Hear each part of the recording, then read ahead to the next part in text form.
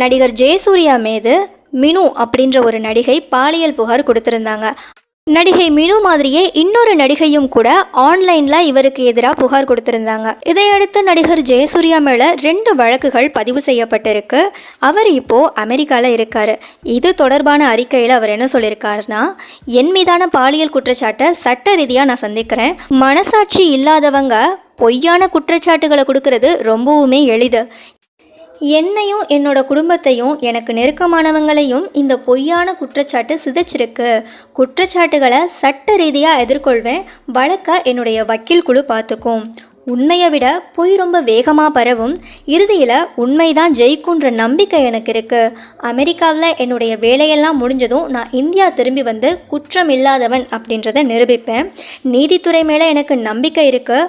பாவம் செய்யாதவர்கள் பாவிகள் மீது மட்டும் கல்லெறியட்டும் அப்படின்னு சொல்லியிருக்காரு.